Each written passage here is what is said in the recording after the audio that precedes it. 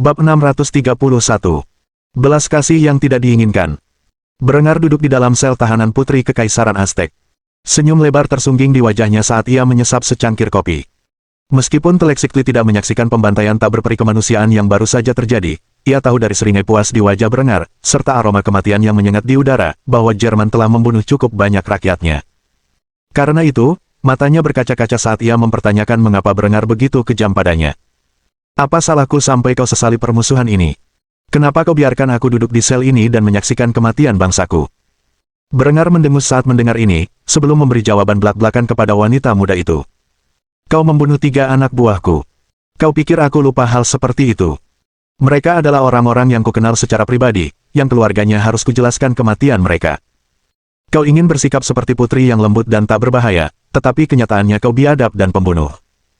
Satu-satunya alasan aku belum menghukum matimu adalah karena aku membutuhkanmu sebagai alat tawar-menawar dalam negosiasi dengan ayahmu. Naluri pertamamu saat bertemu dengan bangsaku adalah pembunuhan. Bayangkan ini dari sudut pandang kami. Kami datang ke tanahmu untuk mencari tanah dan sumber daya demi menopang pertumbuhan kekaisaran kami. Tanpa menyadari sama sekali bahwa ada peradaban asli di sini, dan kontak pertama kami dengan bangsamu adalah menyaksikan pembunuhan terjadi tepat di depan mata kami. Lalu, setelah berurusan dengan salah satu pembunuh, yang satunya melarikan diri ke hutan. Tentu saja, ini menimbulkan ancaman keamanan bagi kami, jadi kami mengejar penjahat yang melarikan diri itu. Ketika akhirnya kami berhasil menyusulmu, kau malah bersikap lebih bermusuhan, membunuh 3 pengawalku, dan bahkan mencoba membunuhku dengan kejam. Memang, kita pernah saling memanfaatkan untuk bertahan hidup di alam liar, tetapi itu bukan berarti aku telah memaafkan kejahatanmu. Jadi, kuputuskan bahwa hukumanmu adalah untuk menjadi saksi penaklukanku atas bangsamu. Aku akan menahanmu, lalu memaksamu mengikutiku ke dalam setiap pertempuran yang kujalankan, setiap desa yang kubantai, dan akhirnya memaksamu menjadi saksi saat aku memasuki ibu kotamu sebagai pahlawan penakluk. Setelah kau melakukan ini, aku akan menggunakanmu sebagai alat tawar-menawar untuk memaksa kekaisaranmu tunduk. Lalu, setelah kau menjalani hukumanmu, kau bebas menjalani hidupmu sesukamu. Karena aku telah memutuskan untuk berbelas kasih, meskipun kau tidak pantas menerimanya. Sejujurnya, sikapmu yang tidak tahu berterima kasih terhadap kebaikanku ini sangat menguras emosi, setidaknya begitulah. Telexictli menatap Berengar tak percaya. Apa pria ini benar-benar baru saja menyebutnya tak tahu berterima kasih? Ini sama sekali bukan belas kasihan. Lebih mirip siksaan spiritual. Ia belum pernah mempertimbangkan bunuh diri sebelumnya, tetapi saat ini, itu terasa seperti alternatif yang layak. Berengar segera menyadari apa yang dipikirkannya dan membalas pikiran itu dengan ancaman yang lebih besar. Aku tahu apa yang kau pikirkan, dan aku bisa berjanji bahwa jika kau memutuskan untuk bunuh diri, aku akan membakar habis peradabanmu. Setiap batu yang telah digunakan untuk membangun kuil-kuilmu akan dibongkar dan dihancurkan menjadi debu. Setiap ladang akan dibakar, dan setiap pria, wanita, dan anak-anak akan dibantai seperti babi biasa. Sejarah tidak akan mencatat keberadaan kekaisaranmu yang perkasa. Jadi, bagaimana kau memilih untuk melanjutkan akan menentukan nasib rakyatmu? Putri Aztec dipenuhi keputusasaan saat mendengar kata-kata ini, menderita karena penaklukan kekaisarannya dan perbudakan rakyatnya, atau menghancurkan seluruh peradabannya hingga punah. Ini bukanlah pilihan yang masuk akal. Namun, hanya 2 pilihan itu yang tersedia baginya. Karena itu, ia mengangguk dan menyeka air matanya saat mengumumkan keputusannya. Saya mengerti. Atas kejahatan yang telah saya lakukan terhadap rakyat Anda, saya akan menjadi saksi penaklukan peradaban saya. Mendengar jawaban ini, Berengar tersenyum dan mengangguk sebelum menyesap kopinya lagi. Setelah itu, ia memberikan instruksi kepada wanita itu.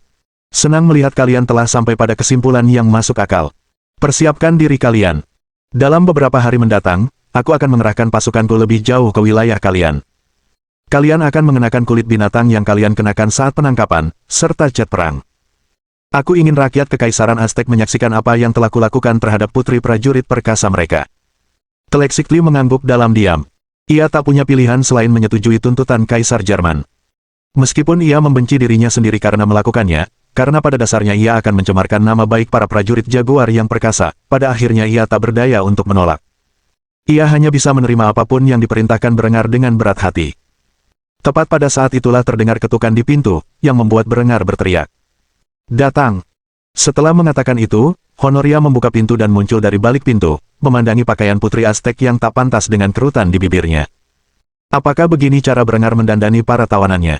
Sang Ratu Bajak Laut tak kuasa menahan diri untuk mengungkapkan rasa tidak puasnya terhadap situasi ini. Berengar, cintaku. Mendengar kata-kata itu, Berengar langsung merinding. Ia tahu Honoria tak akan pernah memanggilnya selain ayah, kecuali ia benar-benar kesal. Karena itu, ia menatap Honoria dengan senyum terpaksa saat menjawab pertanyaan perempuan itu. Ya, sayang.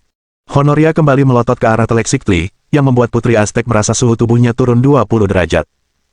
Ia mengira Telexictli wanita yang menakutkan, tetapi wanita cantik berambut ungu di depannya jauh lebih menakutkan. Honoria tanpa ragu mengungkapkan ketidakpuasannya terhadap pakaian wanita itu. Kenapa wanita ini setengah telanjang? Seharusnya kau memberinya pakaian yang lebih sopan. Berengar kembali menatap sosok Putri Aztek yang berotot sebelum menyesap kopinya dalam diam.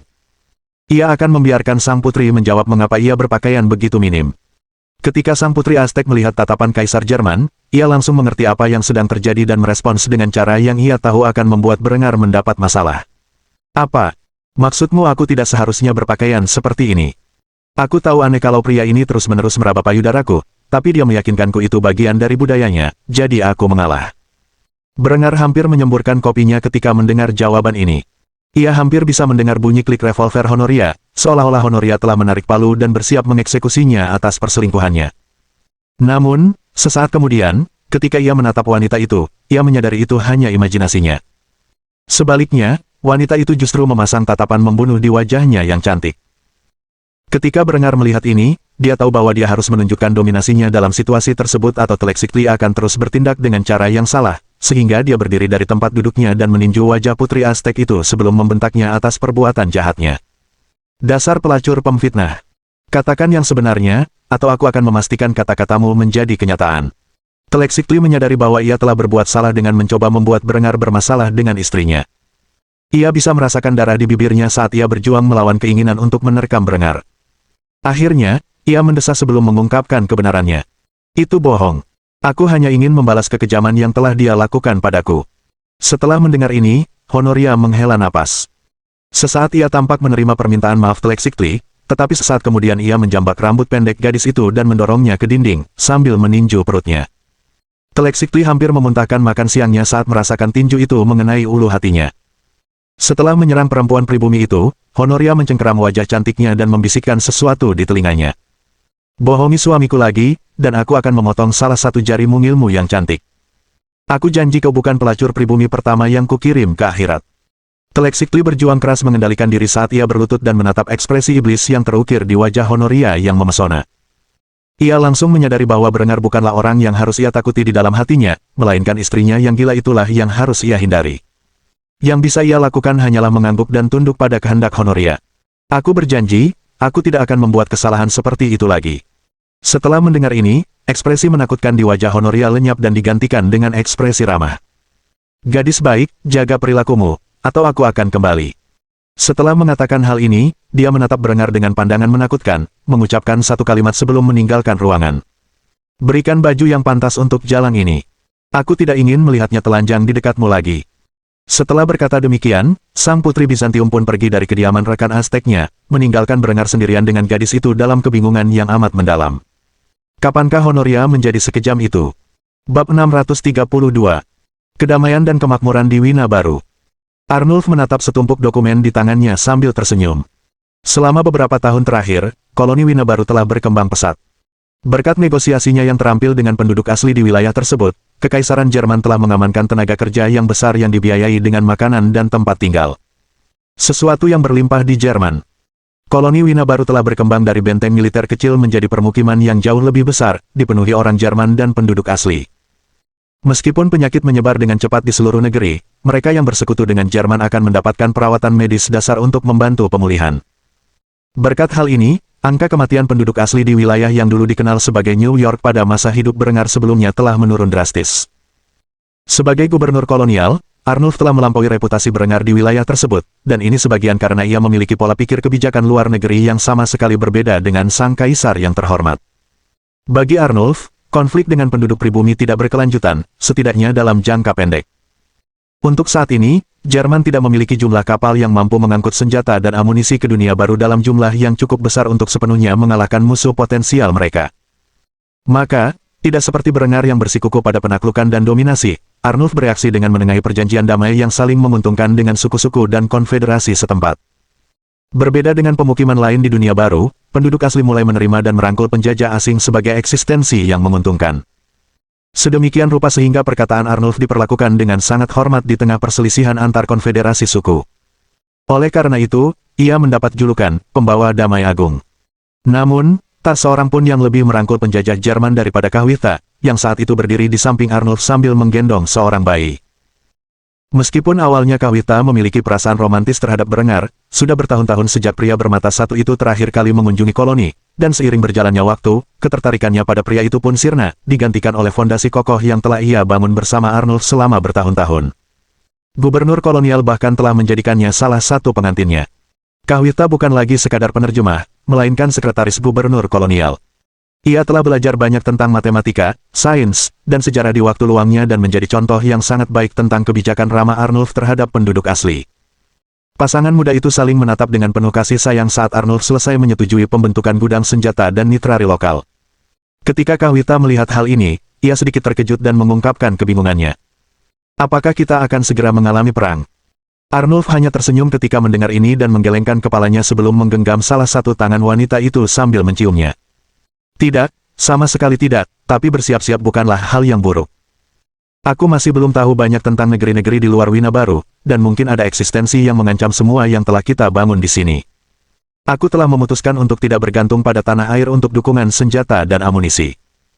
Kita tidak pernah tahu kapan Kaisar akan membuat marah suatu kekuatan besar, dan mendapati dirinya terlibat dalam perang lagi, tidak mampu memenuhi kebutuhan kita. Mendengar ini, Kahwitha terkekeh, mengenang kekerasan yang disaksikannya saat Berengar pertama kali menginjakkan kaki di dunia baru. Setelah berbincang-bincang dengan suami barunya, ia menyadari bahwa Kaisar Jerman adalah pria haus darah yang berambisi besar untuk menaklukkan, dan ia bersyukur karena tidak terpikat oleh pesonanya. Maka, tak heran jika ia menanggapi dengan sindiran jenaka tentang pria yang dimaksud.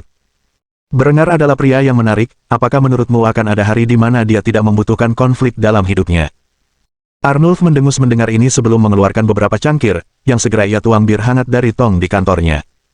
Setelah memberikan salah satu minuman kepada istrinya, ia menggelengkan kepala sebelum menjawab pertanyaan Kahwitha. Sejujurnya, saya rasa dia ingin mati di medan perang. Saya tidak tahu apa alasannya, tetapi dia percaya karena dia punya kekuatan untuk memaksakan kehendaknya kepada orang lain, itulah satu-satunya solusi untuk masalahnya. Sikap kuat adalah benar ini, pada kenyataannya, telah menciptakan banyak musuh bagi kekaisaran. Jika kita tidak jauh lebih unggul dari musuh kita dalam hal teknologi militer, mereka pasti akan menyerbu kita. Saya senang karena saya bebas memerintah sesuka hati saya di sini, di Wina Baru. Setelah mengatakan itu, Arnulf menyesap minumannya dalam-dalam, seolah tak ada alkohol yang mampu meredakan kekhawatirannya. Ketika Kahwitha melihat suaminya minum berlebihan lagi, ia tersenyum sebelum menenangkan suaminya. Tenanglah, aku tahu apa yang membuatmu khawatir, tapi aku sangat ragu Kaisar akan memanggilmu berperang dalam waktu dekat. Kau sudah pensiun dari militer dan sekarang menjadi politisi. Lagi pula, masih banyak darah muda yang akan ditumpahkan dalam perangnya. Untuk apa dia membutuhkanmu di sisinya? Mendengar ini, Arnulf merasa jauh lebih baik dan mengurangi minumnya sebelum menghela napas berat. Ia menggenggam erat keindahan alam dan mencium bibirnya sebelum merenungkan betapa indahnya hidupnya beberapa tahun terakhir ini.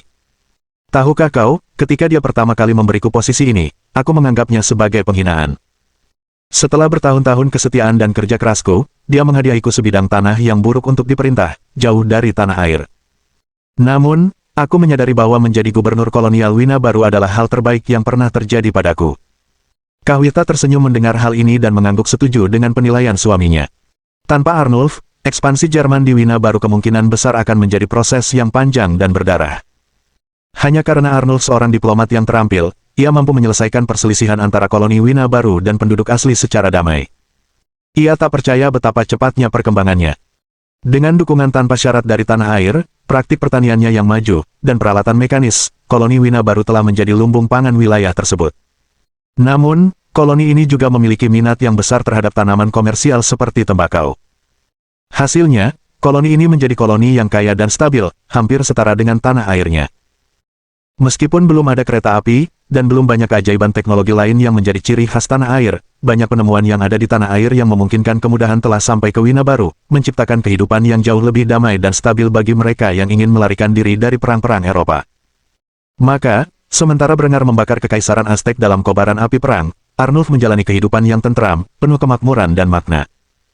Akhirnya, Kahwita menyesap minumannya sebelum mengomentari persetujuan pembangunan gudang senjata baru, serta beberapa proyek lain yang baru-baru ini disetujui Arnulf. Apakah hanya saya, atau Anda ingin membangun koloni mandiri di New Vienna? Ketika Arnulf mendengar ini, dia hanya tersenyum dan menganggukkan kepalanya sebelum menanggapi pikiran istrinya. Memang, meskipun aku sangat percaya pada Brenger untuk mempertahankan kekaisarannya dari semua musuh yang mungkin ia ciptakan, kenyataannya aku tidak tahu seberapa kompeten penerusnya nanti, atau seperti apa karakter mereka. Karena itulah aku mempersiapkan Wina baru untuk menjadi tempat berlindung bagi rakyatku yang ingin melarikan diri dari kekacauan apapun yang mungkin terjadi setelah kematian Kaisar. Mendengar ini, Kahwita tertawa terkikik. Ia tak percaya Arnulf berpikir sejauh itu, jadi ia hanya mendesah sebelum mendekapkan kepalanya di dada bidang suaminya. Anda sangat bijaksana, meskipun saya yakin Kaisar kita masih butuh waktu bertahun-tahun lagi. Anda benar berasumsi bahwa mungkin akan ada kekacauan besar di tanah air ketika itu terjadi. Kami semua sangat beruntung memiliki Anda sebagai gubernur kolonial kami. Menanggapi hal ini, Arnulf terkekeh sambil meraih istri dan anaknya, lalu menarik mereka ke dalam pelukannya. Mungkin penerus Brenger akan menjadi orang yang lebih hebat darinya, atau mungkin ia akan menjadi seorang tiran yang haus darah. Apapun yang terjadi, Arnulf ingin penerusnya memiliki visi perdamaian dan kemakmuran yang sama bagi koloni-koloni di Finland Utara yang ingin ia bangun. Lagi pula, ia tahu betul bahwa Brenger ingin Wina baru menjadi yang pertama dari banyak permukiman semacam itu. Bab 633. Pertempuran 3 tentara bagian L. Di Tanah Suci, total 3 pasukan berkumpul di ladang-ladang di luar kota Akko. Pasukan pertama dan terkuat dari pasukan ini adalah milik Kekaisaran Bizantium yang perkasa. Meskipun memiliki keunggulan teknologi, pasukannya kecil, hanya sekitar 5.000 orang.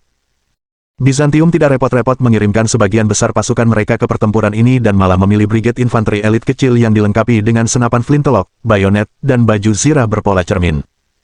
Brigade infanteri ini didukung oleh 1 batalion artileri yang menggunakan 1417 meriam lapangan 12 peder yang telah lama digantikan, diperbarui, dan dijual oleh Angkatan Darat Jerman kepada sekutu mereka. Berbeda dengan Angkatan Darat Jerman, senjata-senjata ini tidak menggunakan peluru peledak, melainkan proyektil padat dan peluru kanister. Tentara terbesar kedua yang hadir adalah tentara Timuriah, yang terdiri dari sekitar 10.000 orang. Mereka dipersenjatai dengan senjata dan zirah abad pertengahan. Namun, pasukan mereka bervariasi dalam penggunaan infanteri, pemanah, kavaleri, dan pasukan skirmisher. Kekaisaran Timuriah belum menyaksikan, atau beradaptasi dengan, era peperangan baru yang muncul di Eropa sebagai akibat dari campur tangan Brenger dalam garis waktu tersebut. Terakhir, ada tentara salib, yang terdiri dari detasemen Inggris, pasukan Prancis, dan ksatria hospitaler. Mereka diperlengkapi dengan baju zirah bermotif abad pertengahan, tetapi persenjataan mereka lebih canggih daripada rekan-rekan muslim mereka. Senjata api majlok umum di kalangan pasukan salib, digunakan baik sebagai arkebus maupun senapan primitif. Mereka juga didukung oleh artileri mereka sendiri, yang berupa falconet dan saker. Meskipun jumlahnya lebih sedikit daripada meriam yang dibawa oleh Bizantium, tentara salib memiliki sekitar 15.000 prajurit, sehingga jumlah mereka setara dengan musuh-musuh mereka. Bisa dikatakan bahwa kerajaan Inggris dan Prancis, yang telah berperang selama beberapa dekade, kini bertempur berdampingan merupakan sebuah mukjizat. Mukjizat ini muncul sebagai akibat ancaman Kekaisaran Jerman terhadap dunia Katolik secara luas. Meskipun kedua kerajaan bermusuhan, mereka bukanlah saudara seperjuangan dalam perang melawan kaum bidah, dan karena itu, mereka mengesampingkan perbedaan demi kampanye ini. Aubry menyeringai saat menatap pasukan musuh yang berkumpul di kejauhan. Ia cukup yakin pasukan mereka akan menang. Meskipun jumlah pasukan kedua pasukan sama, mereka memiliki lebih banyak senjata api daripada musuh.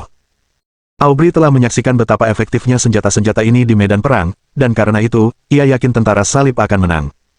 Karena itu, ia memutuskan untuk bertaruh dengan rival Inggrisnya.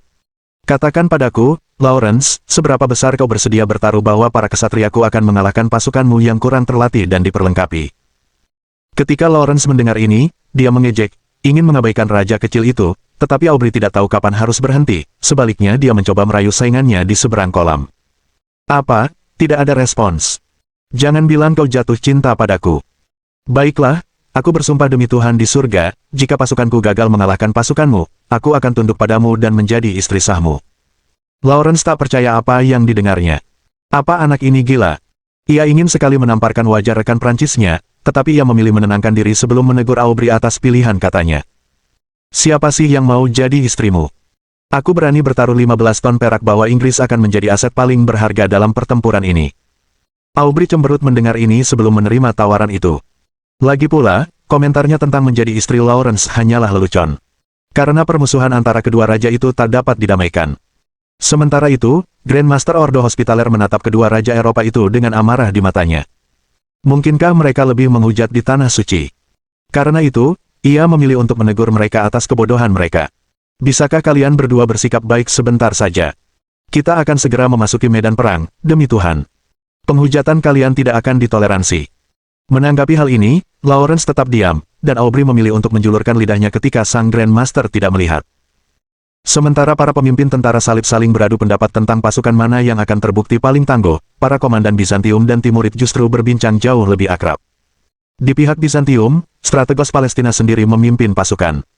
Ia seorang bangsawan yang relatif muda namun kuat dan memiliki garis keturunan yang membanggakan. Meskipun tidak sehebat Palladius atau mendiang Aretas, ia adalah salah satu anggota istana Vetranis yang paling terpercaya. Nama pria ini adalah Avienus Diogenus, dan ia menyeringai licik saat menatap pasukan tentara salib, dengan Sultan Kekaisaran Timuriah di sisinya. Saya tidak pernah menyangka akan bertempur berdampingan dengan seorang Muslim melawan tentara Kristen. Salan menatap rekan Bizantiumnya dengan ekspresi memelas. Pastilah kiamat sudah di depan mata orang Kristen yang berbalik melawan saudara mereka sendiri demi tetangga Muslim mereka. Karena itulah ia tersenyum kecut sambil bercanda dengan para strategos Bizantium. Kau tahu, jika itu membuatmu merasa lebih baik, kau selalu bisa membatalkan aliansi ini dan menusuk kami dari belakang di tengah panasnya pertempuran. Mendengar ini, Avienus tertawa terbahak-bahak. Mereka berdua tahu hal seperti itu bukanlah pilihan. Mereka telah berkomitmen untuk perdamaian di Timur Tengah, dan umat Katolik ini mengganggu perdamaian itu. Jika Kekaisaran Bizantium mengkhianati Timurid setelah mencapai kompromi yang begitu ekstensif, tak satu pun tetangga maupun sekutu mereka akan pernah mempercayai mereka lagi. Maka Avienus hanya membalas dengan komentar jenakannya sendiri. Ingin membaca lebih banyak bab? Kunjungi **com. Jika kamu bersikeras. Setelah mengatakan hal ini, dia tidak menunggu jawaban dan malah menarik kendali kudanya dan mendorongnya maju ke depan pasukannya seraya menyampaikan pidato dengan harapan dapat mengumpulkan para prajuritnya untuk melawan musuh bersama yang harus dihadapi oleh aliansi mereka yang lemah. Berkat kebijaksanaan Kaisar, kita kini berjuang berdampingan dengan mantan musuh kita. Perdamaian akhirnya tiba di Tanah Suci, dan sudah menjadi kewajiban kita untuk mempertahankannya. Umat Katolik datang untuk mengganggu perdamaian itu, dan dengan begitu, mereka memaksakan keyakinan sesat mereka kepada kalian semua. Sudah saatnya kita menunjukkan kepada para rival lama kita di barat bahwa kita bukanlah anjing sekarat seperti yang mereka kira. Demi kemuliaan, demi kekaisaran, demi Tanah Suci.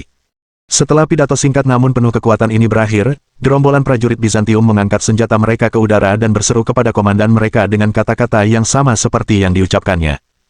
Untuk kemuliaan, untuk kekaisaran, untuk Tanah Suci. Melihat pidatonya telah meningkatkan moral prajuritnya, Avienus mengeluarkan perintah untuk maju menuju pasukan musuh dan memulai pertempuran. Maju terus. Demikian pula di pihak tentara salib, Grandmaster Ordo Hospitaller menyampaikan pidatonya untuk mengumpulkan prajuritnya ke medan perang. Berabad-abad yang lalu, kami berdarah-darah untuk memastikan Tanah Suci kembali ke tangan umat Kristen. Saat itu, perjanjian yang kami buat dengan Kekaisaran Bizantium dengan jelas menyatakan bahwa Tanah Suci akan selamanya menjadi bagian dari kekaisaran mereka, memastikan bahwa umat Kristen dari semua denominasi dapat memiliki perjalanan yang aman dalam ziarah mereka. Kaisar yang berkuasa saat ini telah mengabaikan perjanjian-perjanjian tersebut, bernegosiasi dengan kaum Saracen dan kaum Bida untuk mendirikan negara palsu, di mana umat Islam bebas menyakiti para pengikut Kristus tanpa hukuman. Hari ini kita bersatu, sebagai banyak kerajaan yang bersatu di bawah Kristus, untuk mengusir kaum Saracen dan kaum Bida dari Tanah Suci dan merebutnya kembali untuk umat Kristen. Tuhan menghendakinya. Saat Grandmaster Ordo Hospitaller mengakhiri pidatonya, para prajurit di pasukannya mengangkat senjata mereka ke udara dan meneriakkan seruan perang mereka 3 kali. Tuhan menghendakinya. Tuhan menghendakinya. Tuhan menghendakinya. Setelah kedua pihak yang berseberangan mengakhiri seruan mereka, ketiga pasukan mulai bergerak ke medan perang. Pertempuran ini akan menjadi yang pertama dari banyak pertempuran lainnya selama perang salib terakhir ke Tanah Suci, dan akan menentukan faksi mana yang memiliki awal yang paling menguntungkan. Jika aliansi Bizantium dan Timuria gagal di medan perang di luar Akko, tentara salib akan memiliki benteng yang kuat untuk mempersiapkan kampanye mereka. Jika Kekaisaran Bizantium dan Timurid berhasil mengalahkan pasukan tentara salib akan terpaksa kembali ke laut, di mana mereka harus mencari titik pendaratan baru. Dengan demikian, pertempuran ini akan menentukan jalannya seluruh perang. Bab 634. Ekspansi Jerman. Sudah berhari-hari sejak pertempuran di benteng Jerman terjadi. Sejak saat itu, Berengar telah mengerahkan pasukannya ke hutan dengan rencana untuk menaklukkan Kekaisaran Aztek. Saat itu, Kaisar Jerman menunggang kuda merahnya yang perkasa. Di satu tangan memegang kendali kudanya, dan di tangan lainnya, tali kekang diikatkan ke leher Putri Aztec. Ia berangkat dari bentengnya hanya dengan 500 orang. Di antara para prajurit ini terdapat 2 kompi infanteri, dan 1 batalion artileri yang telah membagi 6 meriamnya menjadi 2 meriam Smith Mk2, 2 meriam putar, dan 2 meriam lapangan FK-22 7,5 cm. Adapun 500 orang sisanya, mereka dibagi menjadi 2 unit. Kedua unit ini adalah garnisun yang bertugas melindungi benteng Jerman yang telah didirikan di pesisir pantai. Selain itu, ada juga unit logistik yang dirancang untuk memasok kembali pasukan kecil Berengar dengan amunisi dan perlengkapan lain yang diperlukan untuk melanjutkan pertempuran. Wajah Teleksikli memerah saat ia menundukkan kepalanya karena malu. Tangannya diikat ke belakang dan ia dipaksa berjalan dengan tali kekang di lehernya, mengikuti Kaisar Jerman seolah-olah ia adalah hadiah terbesarnya. Berengar tidak memedulikan emosi rumit yang terpancar di wajah perempuan itu saat ia menyeretnya melewati hutan. Putri Aztec tak kuasa menahan diri untuk menatap punggung Berengar dengan kebencian yang mendalam. Pria ini telah memperbudaknya, dan ia tak puas dengan nasib seperti itu. Bagaimanapun, terlepas dari semua yang telah terjadi, ia tetaplah seorang putri, dan yang lebih penting, seorang pejuang. Terlepas dari kebencian ini, ia tak bisa berbuat apa-apa selain menaati perintahnya. Setelah beberapa jam berjalan, Berengar tiba di sebuah kota kecil yang dikelilingi benteng darurat. Kaisar Jerman berhati-hati dalam pendekatannya, dan pertama-tama mengirimkan pengintai, yang kembali ke posisinya dengan laporan mereka. Kaisar, tampaknya ribuan orang yang selamat dari pertempuran terakhir ditempatkan di desa ini. Banyak dari mereka terluka. Apa yang harus kita lakukan? Senyum kejam muncul di wajah Berengar saat dia mengeluarkan perintahnya. Berlindunglah di puncak bukit di atas. Kita akan memanfaatkan medan yang berat sebagai posisi tembak. Setelah kita menyiapkan senjata, kita akan menghujani desa dengan api, sampai tidak ada yang selamat. Setelah menerima perintah, tentara Jerman menghindari kota dan naik ke perbukitan di atasnya. Artileri dengan cepat menempatkan senjata mereka di posisi yang paling menguntungkan di atas desa, sementara infanteri mengepung mereka, menciptakan penghalang besar bagi tentara yang berniat melindungi rekan-rekan mereka dengan nyawa mereka. Berengar turun dari kudanya, menyeret Putri Aztec bersamanya ke balik tebing, memanfaatkan bongkahan batu sebagai perlindungan. Berengar menarik karabin kavalerinya dari pelana kudanya. Sebagai seorang prajurit husar, Berengar memiliki akses ke 3 senjata, pedang kavalerinya, revolver dinas 1422 miliknya, dan Kar 22 miliknya, sebuah senapan G22 yang didesain ulang sebagai karabin kavaleri. Berengar memastikan senapannya terisi peluru dan pengamannya dimatikan sebelum memberikan komando kepada pasukannya untuk melancarkan serangan. Tembak. Dengan perintah ini, rentetan 6 meriam meletus, menyasar desa di bawah, tempat sisa-sisa tentara Aztec masih tersisa. Khususnya, artileri peledak menyasar bangunan-bangunan yang diyakini menjadi tempat tinggal para korban luka. Lagi pula, dengan tingkat pengobatan penduduk asli, mereka semua sudah mati, dan lebih baik mereka dibebaskan dari penderitaan. Begitu para pejuang pribumi mendengar gema-gemuruh tembakan, mereka tahu mereka telah diikuti. Maka, tak heran ketika mereka mencoba bersembunyi di dalam bangunan, dengan bodohnya percaya bahwa mereka akan terlindungi dari tembakan bom. Sayangnya, ini tidak terjadi, dan banyak orang yang bersembunyi terkubur hidup-hidup, karena rumah batu mereka runtuh menimpa mereka. Jeritan memenuhi udara saat atap-atap bangunan batu runtuh menimpa penghuninya. Sekuat apapun mereka berusaha, mereka tak bisa bersembunyi dari daya tembak tentara Jerman yang luar biasa. Ketika bangsa Aztec menyadari hal ini, mereka tahu hanya ada satu kesempatan untuk bertahan hidup, yaitu menghadapi tentara asing yang menyerang mereka. Dalam keputusasaan, para prajurit Aztec yang tersisa menyerbu dari tempat persembunyian mereka, dan berlari menuju puncak bukit tempat tentara Jerman menunggu mereka. Melihat hal ini, Berengar dengan hati-hati mengarahkan karabinnya sebelum menarik pelatuknya, menembakkan peluru ke dada seorang pria yang sedang mencoba mendaki bukit.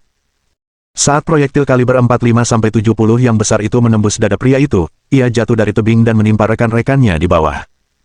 Setelah berhasil membunuh targetnya, Berengar segera menarik baut senapannya, mengeluarkan peluru bekas, lalu memasukkan peluru cadangan ke dalam bilik dan membanting bautnya ke depan.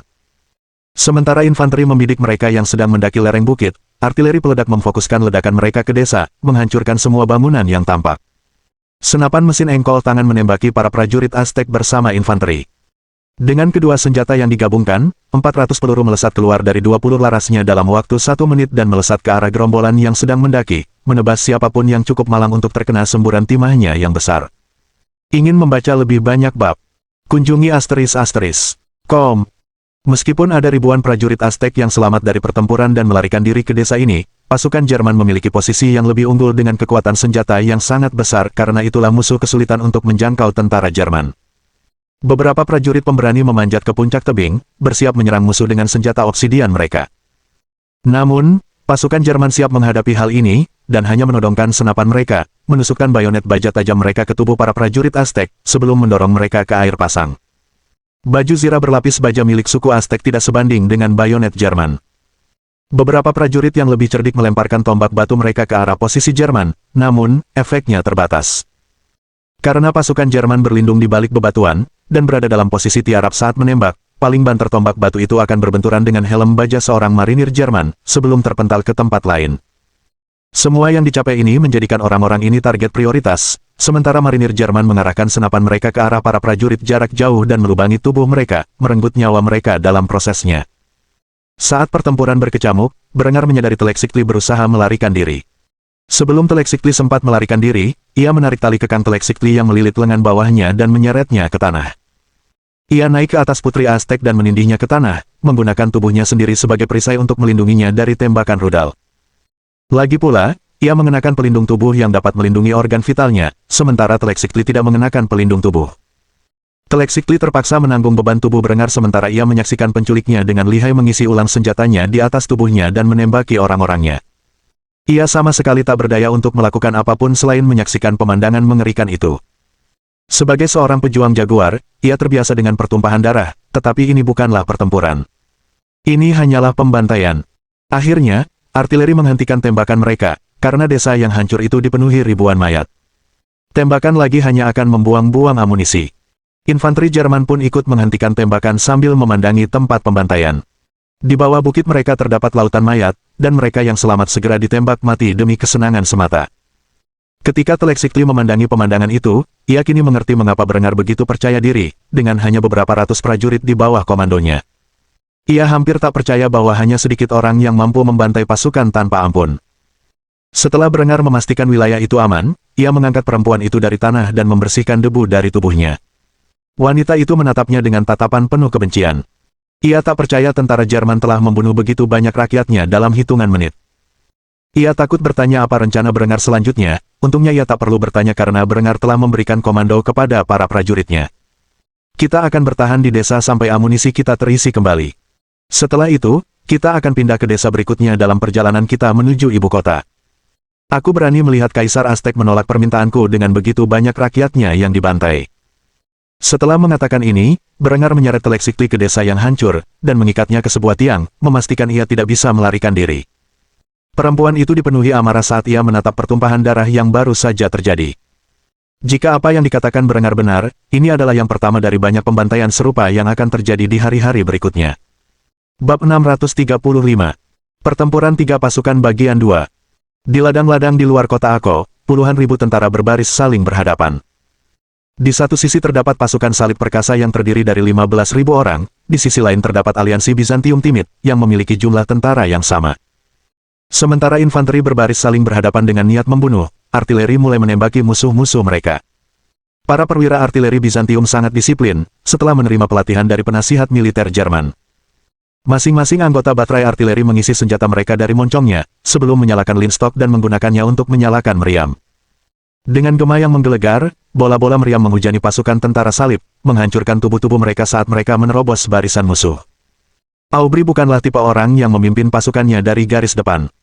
Sebaliknya, seperti rekan Inggrisnya, ia tetap berada di belakang garis pertahanan mereka dengan aman, dan mengamati pertempuran yang berlangsung di lapangan di bawah. Raja muda itu tak kuasa menahan diri untuk berseru kaget saat menyaksikan pembantaian yang menimpa pasukan tentara salib oleh artileri Bizantium yang superior. Ia cemberut ringan sambil mengutuk Berengar karena menjual barang-barang buruk kepadanya. Bajingan Jerman itu. Kalau aku tahu meriam yang dia jual lebih rendah kualitasnya daripada sekutunya, aku nggak akan mau bayar harga penuh. Saat ia mengatakan ini, bombardir lain menghantam garis tentara salib, mengubah pasukan menjadi pasta daging. Namun, karena bukan peluru peledak, bola meriam jauh kurang efektif dibandingkan artileri yang dimiliki tentara Jerman.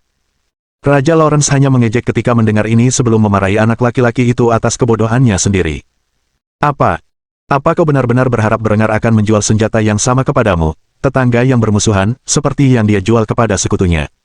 Kau lebih bodoh dari yang kukira. Meskipun kata-katanya kasar, Raja Inggris lebih khawatir tentang apa yang terjadi dengan infanteri Bizantium. Sementara tentara Timurid mendekati pasukan tentara salib dengan semangat keagamaan, para musketir Bizantium tetap tinggal dan menjaga artileri, menembakkan senapan laras panjang mereka dari jarak jauh ke barisan musuh, enggan mendekati garis depan sambil memanfaatkan keunggulan jangkauan mereka yang unggul untuk melawan pasukan tentara salib. Tembakan beruntun yang dilancarkan oleh para musketir Bizantium, yang mengisi ulang senjata mereka secepat mungkin, dengan brutal menghabisi pasukan Inggris, Prancis, dan Hospitaller dalam barisan besar. Karena mereka kekurangan tabung pengisian cepat, pasukan Bizantium membutuhkan waktu lebih dari 10 detik untuk mengisi senjata mereka sebelum menembak.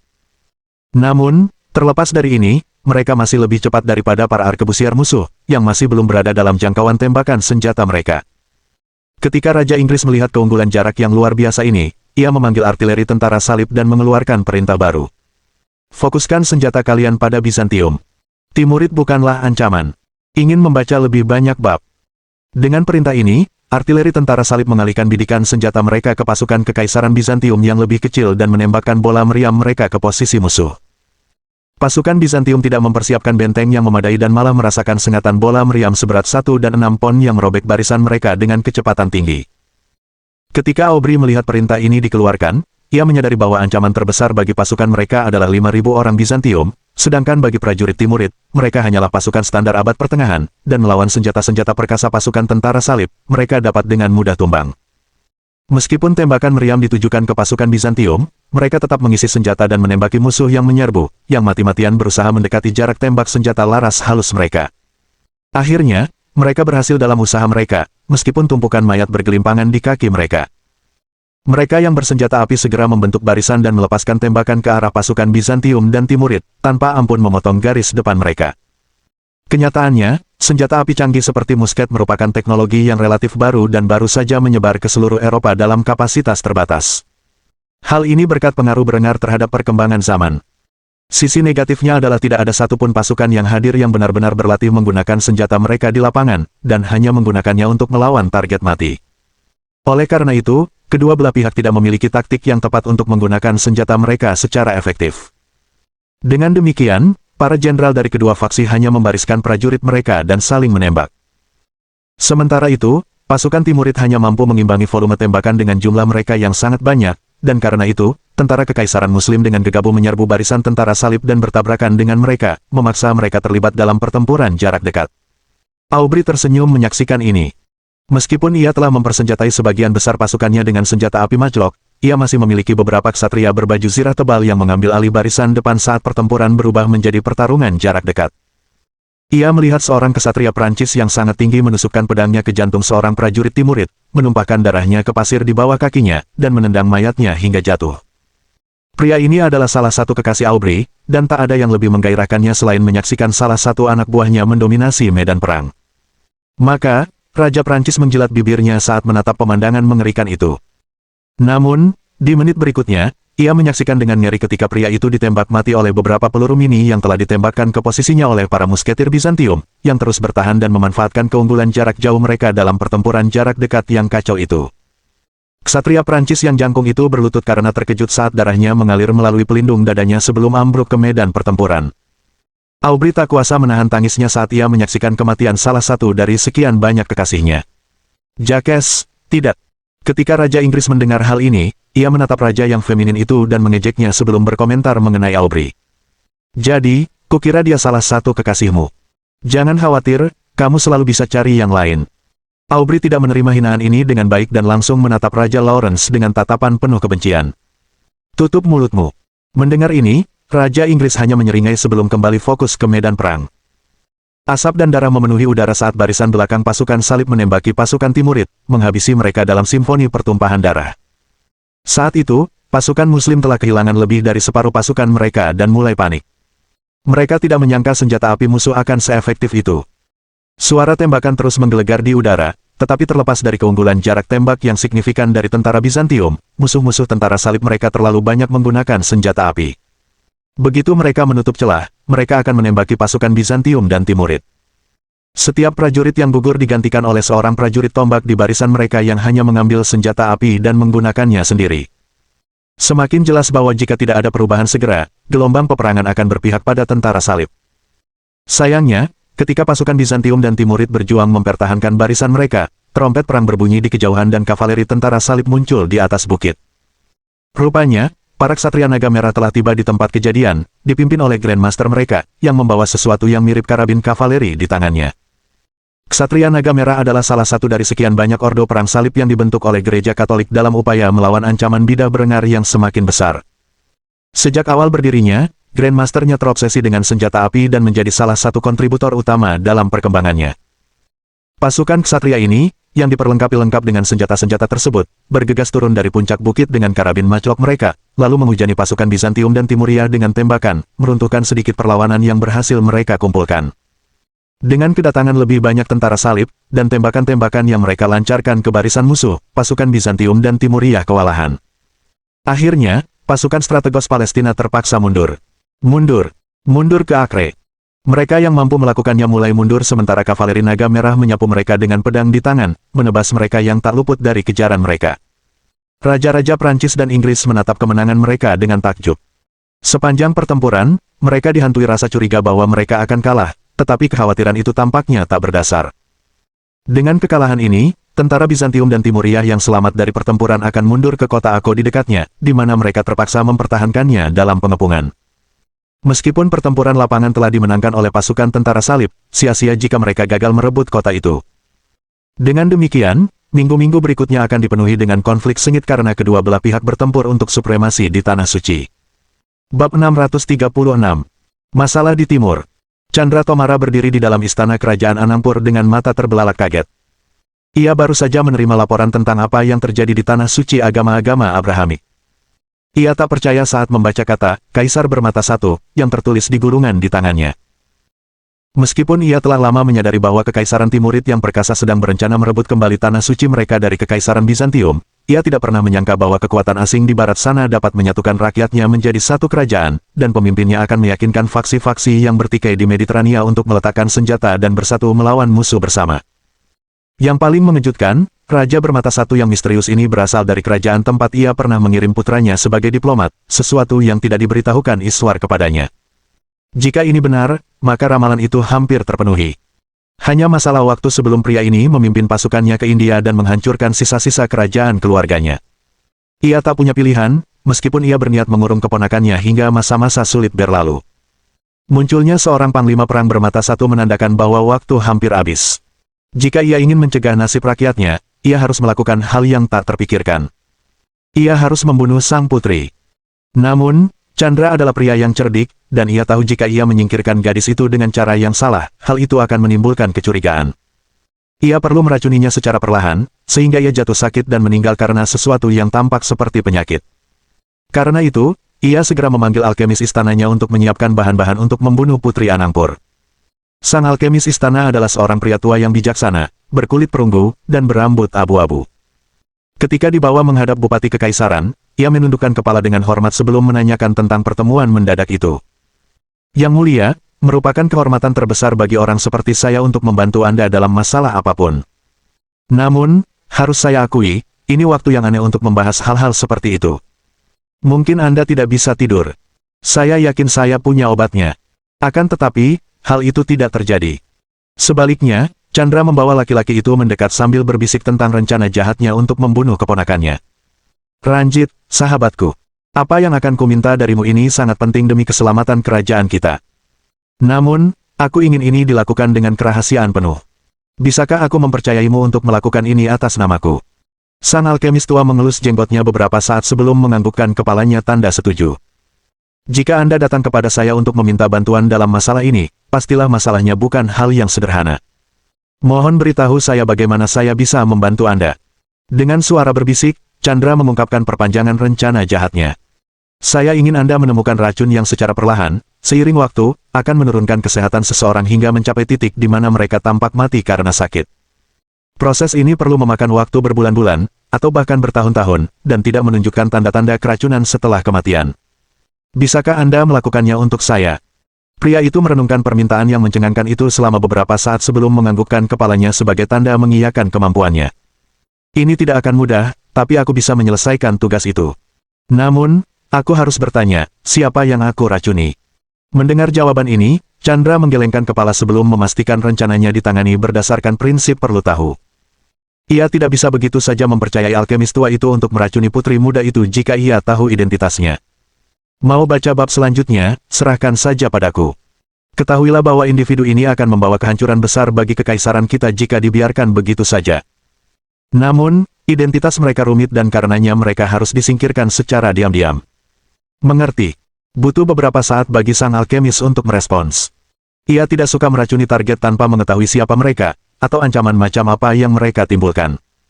Namun, jika masalah ini memang sepenting yang diklaim Chandra, maka ia merasa tidak punya pilihan selain menerima posisi itu. Maka, dengan desahan berat, pria bernama Ranjit itu menyetujui tuntutan sang bupati. Baiklah, aku mengerti. Aku akan melakukan apapun yang kau minta. Aku akan mendapatkan racunnya. Mengenai bagaimana cara penyampaiannya, itu terserah padamu. Setelah mendengar ini, senyum lebar tersungging di bibir Chandra, seolah merayakan kemenangannya saat itu juga. Jika sang putri tidak hidup untuk memikat panglima perang bermata satu itu ke wilayah mereka, ramalan itu bisa dicegah. Ia segera berterima kasih kepada pria itu atas jasanya sebelum pergi. Terima kasih Ranjit, aku tahu aku bisa mengandalkanmu.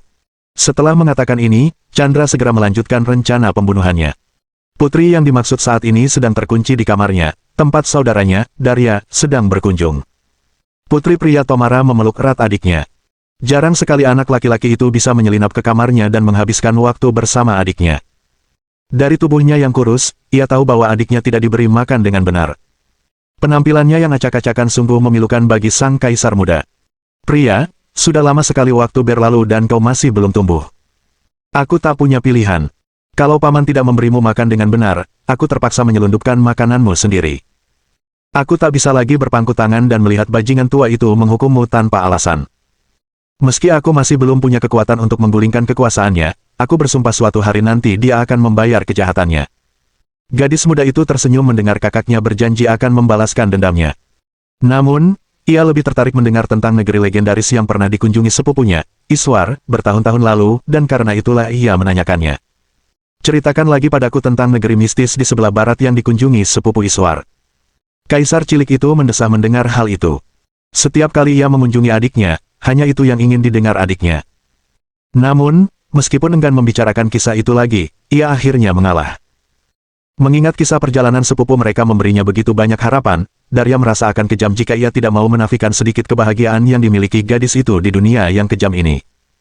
Menurut Iswar, ia berkelana jauh ke barat, melintasi kekaisaran Timurid, bahkan melewati gerbang Bizantium, memasuki negeri bernama Austria. Ibu kotanya adalah kota penuh keajaiban teknologi yang ia kunjungi dengan kereta ajaib melintasi pegunungan. Konon, kereta ini dapat memuat ratusan orang, dan sepenuhnya dioperasikan tanpa menggunakan hewan beban. Setibanya di ibu kota misterius ini, ia memperhatikan bahwa penduduknya berkulit pucat, berambut pirang, dan bermata biru. Bahkan rakyat jelata pun mengenakan pakaian yang begitu mewah hingga membuat sepupu kami iri. Istana kerajaan ini sungguh megah. Ia berkata luasnya 3 kali lipat dari istana kami, dan dipenuhi lukisan-lukisan indah serta permadani mewah. Bahkan ada taman yang hanya bisa disaingi oleh surga. Iswar mengatakan bahwa seorang pria bermata satu yang baik hati, yang meskipun cacat, tetap tampan dan menawan, memerintah kerajaan ini. Raja ini menggunakan kekuasaan dan kekayaannya untuk membantu rakyatnya sejahtera, dan dicintai oleh semua orang di wilayahnya. Mata Zamrud pria berbinar penuh minat saat ia mendengar kisah itu untuk kesekian kalinya. Seperti biasa, ia mengajukan pertanyaan sederhana ketika membahas bagian cerita ini.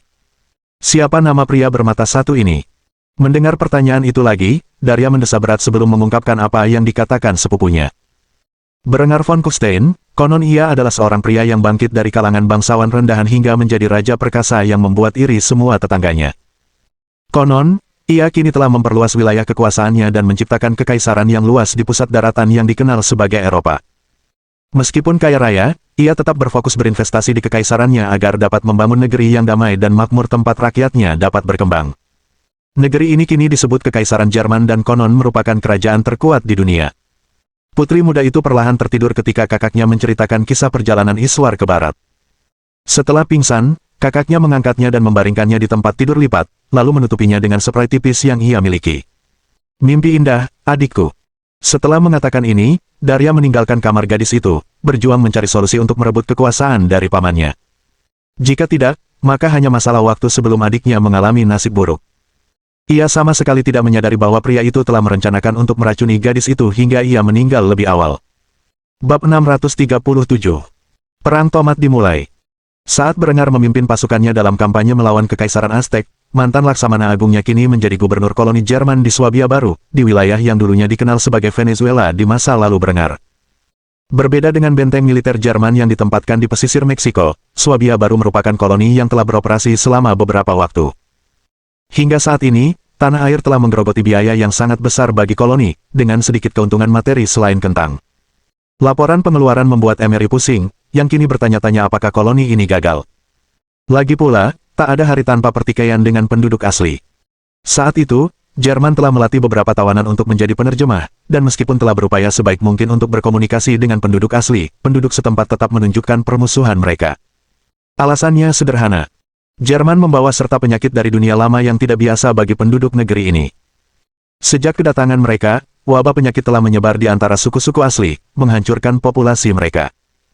Oleh karena itu, penduduk asli membenci Jerman, menganggap mereka sebagai pembawa kiamat, dan telah bertekad untuk berjuang sampai akhir melawan penjajah asing mereka. Oleh karena itu, tidak ada resolusi damai yang dapat dinegosiasikan.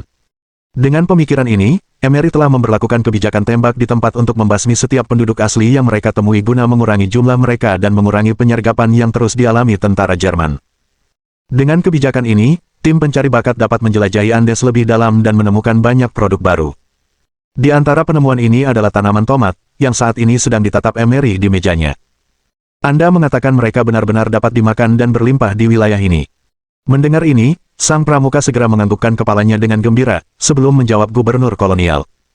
Kita masih belum tahu apakah mereka akan tumbuh di iklim tanah air, tapi setidaknya, kita bisa menanamnya di sini. Aku hanya bisa membayangkan betapa banyak hidangan rumit yang bisa dibuat dengan sayuran ini. Aku pernah mendengar desas-desus bahwa kaisar sangat menyukai makanan, dan aku yakin beliau akan menemukan manfaat dari sayuran ini. Emery mengangguk menanggapi hal ini. Ia sangat menyadari kebiasaan Berengar yang terlalu memanjakan diri dengan hidangan favoritnya. Terkadang ia bersumpah bahwa pria itu berlayar mengelilingi dunia semata-mata agar ia dapat merasakan cita rasa makanan terbaik di dunia. Ia tidak ragu bahwa suatu hari nanti pria itu akan berlayar ke Asia hanya untuk merasakan masakannya. Jika makanan ini benar-benar enak, Berengar pasti akan tertarik. Namun, mereka sudah cukup kesulitan menjelaskan asal-usul kentang dan tembakau. Menambahkan produk asing lain ke dalam makanan orang Jerman pasti akan menimbulkan kecurigaan di kalangan mereka dan orang-orang yang mengunjungi pasar mereka. Pada akhirnya, hanya kaisar yang dapat memutuskan apakah tanaman-tanaman ini akan sampai ke tanah air. Hal itu sepenuhnya di luar kendali Emery. Namun, yang dapat ia putuskan adalah apakah rakyatnya menanam sayuran aneh ini di dalam koloni. Maka, Emery menggigit tomat segar itu, ingin mencicipi rasanya. Setelah beberapa saat, ia mengangguk sebelum menyetujui budidaya mereka. Kumpulkan sebanyak mungkin dan tanam di koloni. Aku akan memberitahu kaisar tentang hal ini jika sempat. Untuk sementara, kita akan mulai memproduksinya sendiri. Lagi pula, semakin banyak makanan yang bisa kita tanam di sini, semakin baik kita bisa bertahan hidup. Pramuka itu tersenyum lebar sambil mengangguk. Ia segera meninggalkan villa dan menyampaikan perintah kepada pasukannya. Perang memperebutkan tomat baru saja dimulai. Lagi pula, penduduk asli Andes tidak akan membiarkan mereka memetik tomat begitu saja tanpa perlawanan. Hari-hari telah berlalu sejak Emery memberi perintah, dan hujan turun menimpa tentara Jerman yang telah berbaris jauh ke Andes untuk mencari tomat. Para prajurit ini sangat waspada, karena penduduk asli cenderung menyergap mereka kapan saja, bersembunyi di balik batu, tebing, dan dedaunan lebat, menunggu mangsanya memasuki jangkauan serangan mereka. Pengintai yang memimpin pasukan Jerman tahu bahwa desa-desa di daerah ini sedang menanam tomat, dan karena itulah ia berencana untuk menyerbu mereka.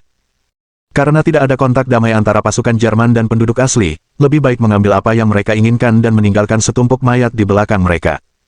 Saat pasukan Jerman melintasi pegunungan, mereka segera menemukan diri mereka di barisan desa terdekat. Kapten Kompi pengintai menatap ke kejauhan melalui teropongnya dan memastikan targetnya. Setelah melihat tomat berlimpah di desa ini, ia segera menyampaikan perintahnya kepada para prajurit di bawah komandonya. Baiklah, siapkan mortir di bukit. Sisanya, pasang bayonet dan bersiaplah untuk bertempur. Pastikan tidak merusak tanaman. Para prajurit di bawah komando kapten menganggukkan kepala saat mereka melakukan apa yang diperintahkan. Setiap peleton memiliki tim mortirnya sendiri, tempat mereka menyiapkan senjata mereka di bukit di atas. Mereka dengan cepat meluncurkan proyektil mereka ke desa yang tak menaruh curiga, membakar gubuk-gubuk mereka. Sebelum penduduk desa sempat bereaksi, ledakan terjadi di permukiman, menghancurkan rumah-rumah mereka, dan menyebarkan api ke seluruh desa. Penduduk mulai panik dan bergegas keluar rumah, dan langsung berhadapan dengan tembakan gencar tentara Jerman, yang tanpa ampun menembakkan senapan mereka ke arah penduduk sipil pribumi. Hampir mustahil membedakan para prajurit dari warga sipil di desa-desa ini, karena mereka seringkali sama saja. Karena itulah gubernur kolonial memerintahkan serangan mereka agar brutal, menghabisi semua pria dan anak laki-laki, sementara para wanita dan anak perempuan ditangkap. Saat peluru mengenai sasaran, tubuh-tubuh hancur berkeping-keping dan berjatuhan ke genangan darah mereka sendiri. Mereka yang berani menyerang garis pertahanan Jerman, namun sia-sia. Panjangnya senapan di tangan Jerman, dikombinasikan dengan besarnya bayonet mereka, memungkinkan pembantaian yang mudah, sementara tentara Jerman membantai mereka yang cukup bodoh untuk melawan mereka. Tak lama kemudian, mereka membantai desa, dengan beberapa perempuan dan anak-anak dikumpulkan di tengah. Para prajurit mengikat mereka sebagai tawanan karena mereka diperintahkan untuk membawa mereka kembali ke koloni. Selain membunuh para pria dan anak laki-laki dari desa yang diserbu, perintah lain diberikan, yaitu menangkap perempuan dan gadis-gadis muda yang selamat dari medan perang. Tujuan mereka untuk dijadikan selir kolonial ketika mereka dewasa, agar koloni dapat meningkatkan jumlah penduduknya. Berbeda dengan koloni utara Wina Baru, Swabia baru sangat kekurangan tenaga kerja. Mereka tidak memiliki tenaga kerja yang cukup untuk membangun dan memelihara tambang. Karena perbudakan telah dilarang melalui dekret kaisar, Emery harus kreatif dalam mengelola koloninya. Meskipun mungkin membutuhkan waktu satu generasi, mereka akan memiliki banyak pemuda untuk bekerja demi kebaikan koloni dalam beberapa dekade. Tentu saja, Berengar sama sekali tidak menyadari praktik ini, karena saat itu ia sedang berperang di Meksiko. Namun, hanya masalah waktu sebelum kerajaan mengetahui hal ini. Sementara itu, para prajurit berlari melintasi desa dan menangkap tomat sebanyak mungkin, memaksa para perempuan untuk membawanya dengan keranjang anyaman menuruni gunung dan kembali ke koloni sambil menuai hasil pembantaian mereka. Pemimpin pramuka itu menatap sekali lagi kehancuran yang menimpa penduduk asli dan hanya mendesah sebelum menggelengkan kepala. Seandainya penduduk asli mau bekerja sama seperti di Wina Baru, mungkin mereka akan terhindar dari nasib kejam seperti itu.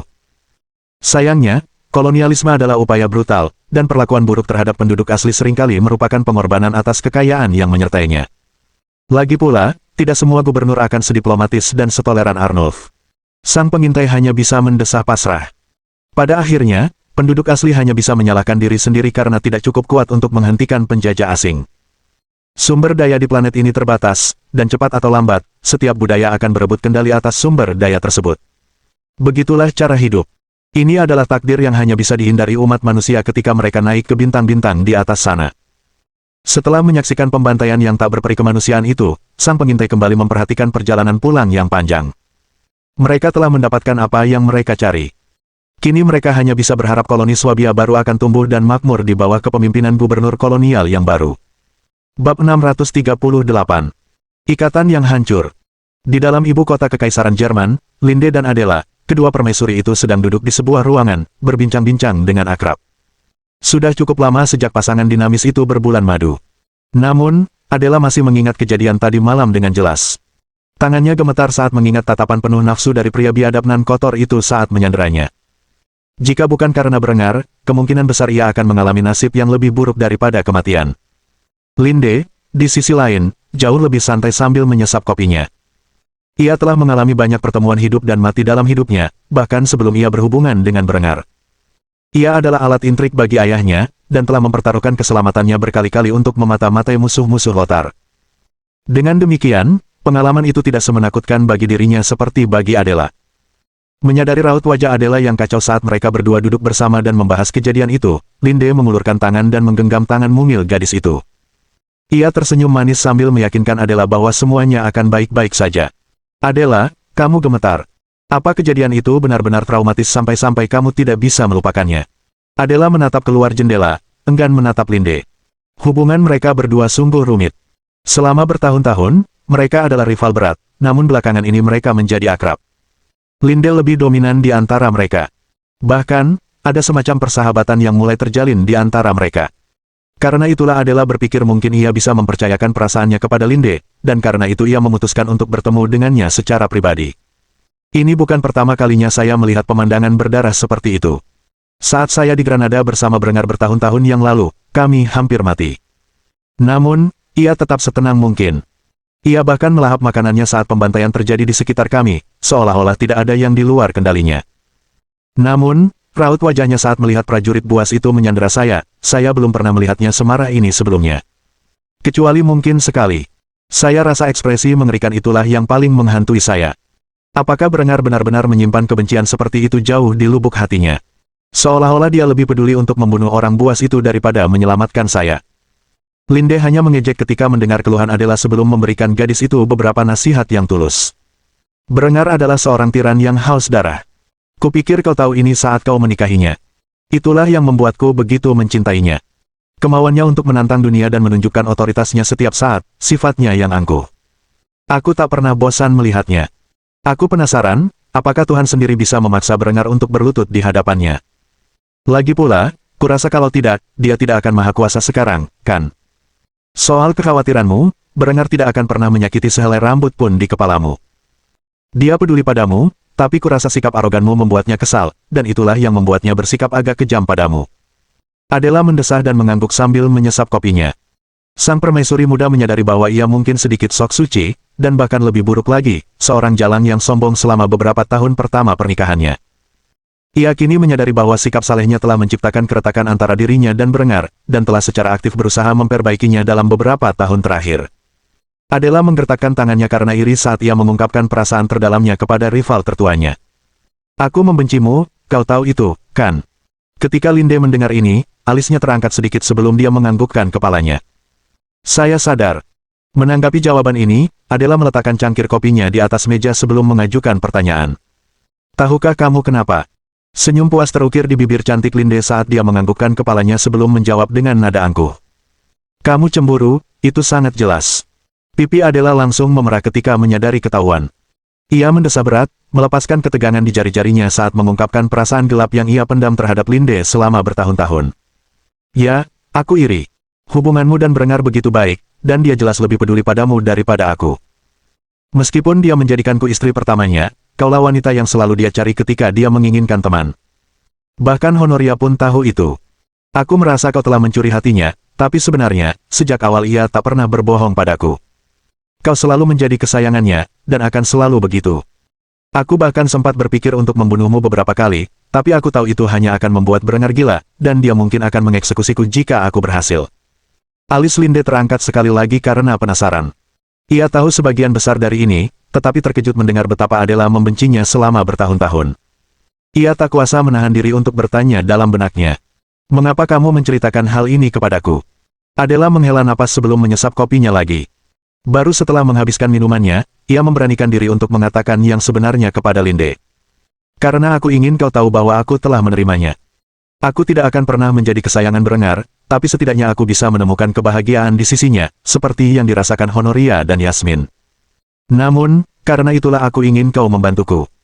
Linde kini sangat penasaran dengan apa yang Adela rencanakan untuk ditanyakan kepadanya, sehingga ia menganggukkan kepala tanpa suara, memberi isyarat kepada gadis itu untuk melanjutkan. Dengan nada tegas, Adela menatap Linde dan menyampaikan harapan terbesarnya. Aku ingin kau memberiku waktu berdua dengan Brengar agar aku bisa mencoba menghidupkan kembali hubungan kita di masa lalu.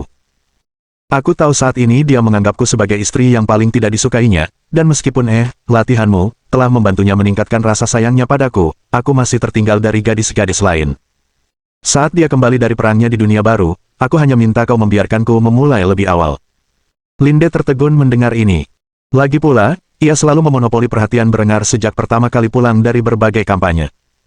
Ia berjuang keras menjalani bulan-bulan tampanya, yang merupakan salah satu alasan ia beralih ke Honoria untuk memuaskan hasratnya yang semakin memuncak selama Brengar tidak ada. Jika ia tidak bisa menjadi orang pertama yang memeluk pria yang dicintainya, ia pasti akan gila. Namun, ia tahu Adela serius ingin memperbaiki hubungan antara dirinya dan Brengar, dan tahu satu-satunya cara untuk mewujudkannya adalah jika mereka punya waktu berdua. Oleh karena itu, si cantik berambut merah hanya bisa menghela napas sambil mengangguk setuju atas permintaan Adela. Sekali ini saja, aku akan mengizinkannya. Lagi pula, tidak baik bagi rumah tangga kita untuk terus seperti ini selama ini. Jika Brengar tidak bisa melupakan kepahitannya terhadapmu, itu hanya akan menimbulkan masalah di masa depan dengan istri-istrinya yang lain. Tapi ku ingatkan kau, saat dia kembali dari dunia baru, kau akan melihat suami kita di saat terburuknya. Dia akan bersikap kasar, lebih dari yang bisa ditanggung pantatmu yang lembut. Dia baru saja menghabiskan beberapa bulan terakhir membunuh demi kemenangannya, dan menyaksikan kematian rekan-rekannya, itu tidak akan hilang begitu saja saat dia pulang. Aku selalu menggunakan sentuhan spesialku untuk meredakan amarahnya. Giliran Adela yang mengangkat alisnya karena penasaran. Ia tidak mengerti apa maksud Linde dengan ucapannya dan langsung bertanya. Apakah mungkin untuk mempelajari kemampuan ini? Senyum kejam muncul di bibir Linde saat dia mempertanyakan apa yang diminta gadis itu darinya. Kau ingin aku mengajarimu bagaimana menjadi babi jalang, masokis, yang hanya ada untuk melampiaskan emosi suaminya. Adela ternganga ketika mendengar persis apa yang dilakukan Linde setiap kali Berengar pulang dari kampanye. Ia langsung memutuskan bahwa lebih baik menunggu sampai suasana hati Berengar membaik sebelum mendapatkan waktu berduaan yang tepat dengan pria itu. Kau tahu, kurasa aku sudah berubah pikiran. Aku hampir tak sanggup menanggung semua yang kau berikan padaku. Kalau aku harus menahan amarah Berengar, kurasa aku bisa hancur berkeping-keping. Kau bisa membawanya pulang nanti. Aku akan mencari waktu lain untuk memperbaiki hubungan kita. Linde hanya bisa mengangguk pelan. Ia tahu begitu Adela mendengar apa yang sebenarnya ia alami, gadis itu akan mundur. Karena itu, ia tersenyum manis sambil memberikan beberapa kata penghiburan kepada permaisuri muda itu. Aku akan memastikan dia penyayang dan baik hati saat aku menyerahkannya padamu. Aku tahu kau menyukai sisi romantisnya, jadi kau boleh memilikinya kali ini. Dengan demikian, kedua permaisuri telah mencapai kesepakatan tentang cara terbaik untuk membantu memperbaiki ikatan yang hancur antara Adela dan Berengar. Bab 639. Menaklukkan Kekaisaran. Berminggu-minggu telah berlalu sejak Berengar pertama kali melintasi lanskap Aztek, dan selama waktu itu ia telah menyerbu setiap desa yang ia temui dalam perjalanannya menuju ibu kota Kekaisaran Aztek. Penyakit menyebar bak api. Penduduk asli tak hanya tak mampu melawan penyakit yang menyertai tentara Jerman. Namun, para marinir bahkan tak repot-repot mengubur tumpukan mayat yang mereka tinggalkan di setiap desa yang mereka temui. Saat itu, wabah ini telah mencapai Tenochtitlan tepat waktu bagi tentara Jerman untuk tiba di pintu masuknya. Banyak sekali suku Aztek yang telah tertular penyakit ini, sehingga mereka rentan terhadap penaklukan Jerman. Pada titik ini, Berengar hanya perlu berjalan menyusuri jalan-jalan ibu kota bersama putri mereka dan menyatakan dirinya sebagai pemenang, yang memang direncanakannya. Panji-panji tentara Jerman berkibar gagah di udara sementara sekitar 500 pria berambut pirang berjalan menyusuri jalan-jalan kota Tenochtitlan, warganya tak berani terlalu dekat dengan para penjajah. Para prajurit ini menyanyikan salah satu lagu mars terbaik mereka, Erika, sambil dengan bangga memamerkan kekuatan mereka kepada penduduk asli. Teleksikli menundukkan kepalanya serendah mungkin sementara rakyatnya menyaksikannya diikat dan diseret oleh seorang pria bermata satu yang menunggangi seekor binatang buas yang tak mereka kenal. Bagi suku Aztek, pemandangan para pria berambut emas memasuki kota suci mereka bagaikan ular berbulu yang kembali dari timur. Biasanya, ini merupakan momen yang menggembirakan, tetapi alih-alih kemakmuran selama bertahun-tahun, para hamba dewa justru membawa guntur, kematian, dan wabah penyakit. Suku Aztek tidak tahu apa yang telah mereka lakukan hingga membuat ular berbulu itu marah, tetapi mereka tidak berani melawan hukumannya. Akhirnya, pasukan Berengar melangkah maju menuju istana kerajaan, tempat Kaisar Aztek bergegas keluar dari rumahnya dan berlutut di hadapan para penakluknya, yang menahan putrinya sebagai tawanan. Ia menangis bahagia saat menyadari bahwa putrinya masih hidup. Anehnya, pria bermata satu itu berbicara dalam bahasanya sendiri saat menyampaikan tuntutannya. Apakah Anda Kaisar negeri ini? Itzkotter terlalu takut untuk mengangkat kepalanya di hadapan para orang asing perkasa itu. Sebaliknya, ia bersujud begitu rendah hingga dahinya menyentuh tanah. Ya, aku mohon padamu untuk menyelamatkan putriku dari amarahmu. Apapun yang telah kita lakukan hingga membangkitkan amarahmu, aku bersumpah akan menemukan cara untuk meredakan amarahmu. Itzkotter masih belum mempercayainya, tetapi setelah melihat pasukan 500 pria berambut pirang memasuki ibu kotanya dengan membawa binatang buas dan senjata aneh, ia yakin bahwa orang-orang ini setidaknya utusan ular berbulu. Senyum kejam muncul di wajah Berengar setelah menyadari Kaisar begitu patuh. Ia segera memberi perintah di hadapan rakyatnya, yang tidak berani mendekati orang asing aneh itu. Jika kau ingin putrimu selamat, dan wabah yang menyebar di negeri ini berakhir, lakukanlah apa yang kuperintahkan. Kaisar Aztek hanya menganggukkan kepala sambil masih berlutut di hadapan Berengar. Jika orang-orang ini mau mengampuni putrinya dan mengakhiri wabah, ia bersedia melakukan apa saja, terutama karena ia kini yakin akan keilahian mereka. Di sisi lain, Berengar berniat memanfaatkan sepenuhnya kesalahpahaman ini. Ia akan memastikan bangsa Aztek melepaskan hak mereka sebagai negara berdaulat dan tetap menjadi protektorat kekaisarannya hingga akhir zaman. Karena itu, ia berbicara dengan nada berwibawa saat menyampaikan perintahnya kepada Kaisar Aztek. Baiklah, kita akan bicara secara pribadi.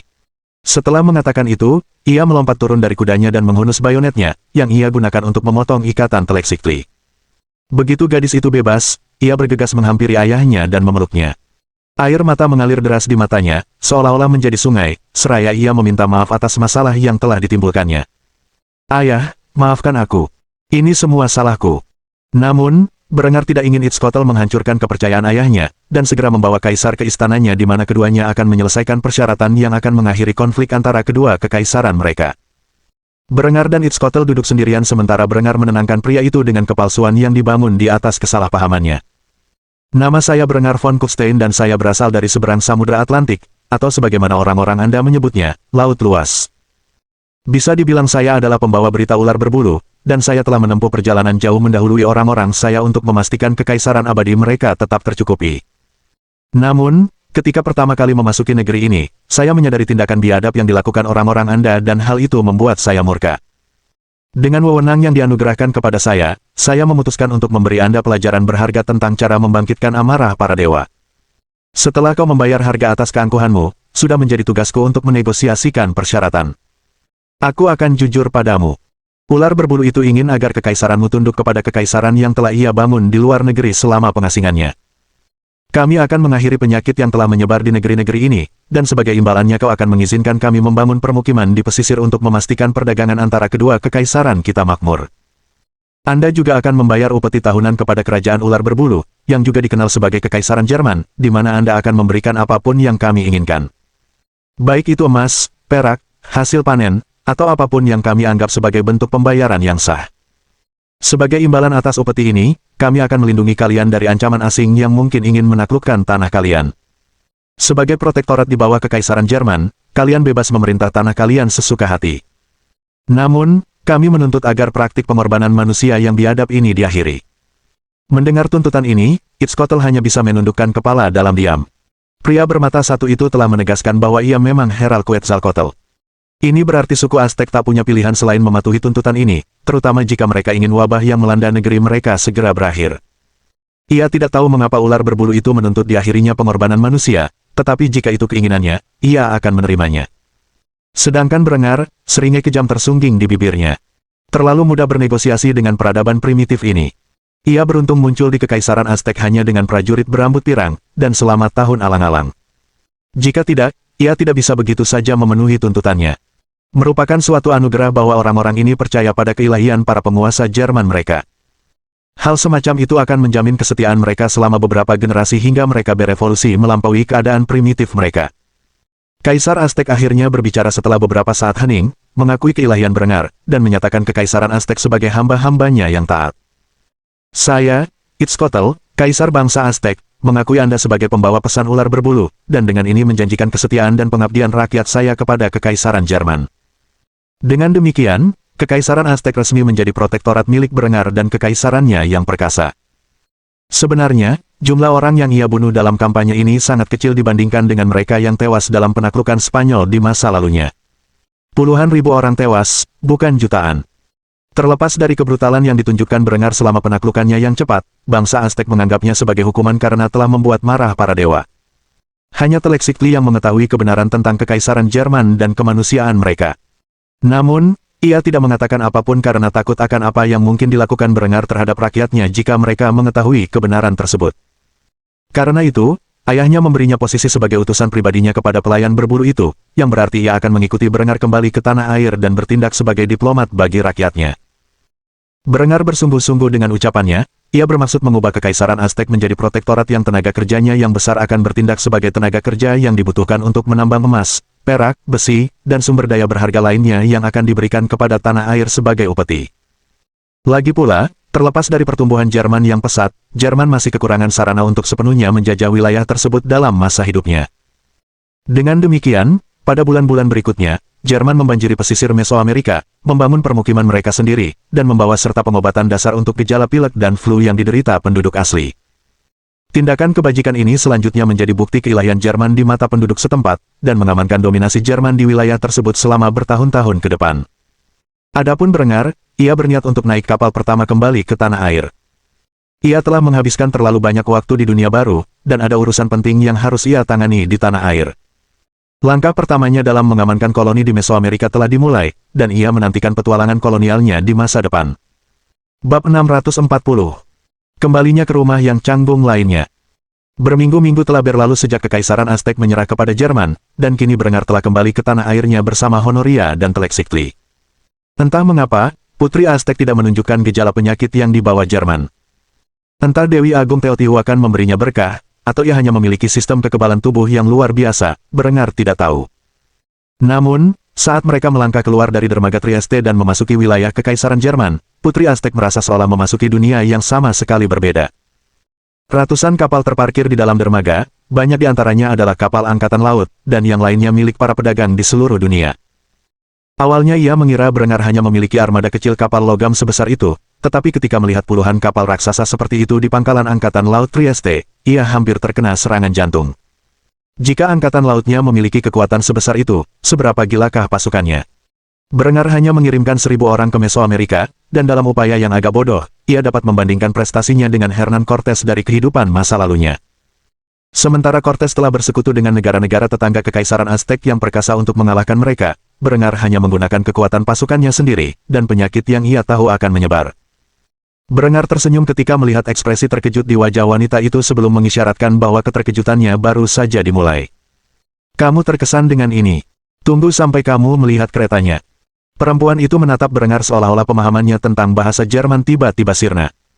Namun, tak lama kemudian ketiganya naik kereta menuju Kufstein. Tlaxcatli menganggap kuda sebagai sesuatu yang mengesankan, karena rakyatnya sama sekali tidak memiliki hewan pengangkut. Namun, ketika ia menginjakkan kaki di kereta kerajaan yang melaju dengan kecepatan lebih tinggi dari yang dapat dibayangkannya, ia hampir pingsan. Saat pemandangan Austria melintas di hadapannya, ia memperhatikan mesin-mesin aneh lainnya yang digunakan di ladang-ladang luas kerajaan. Ia tak kuasa menahan rasa ingin tahunya saat bertanya tentang fungsi perangkat-perangkat tersebut. "Berengar, apa itu?"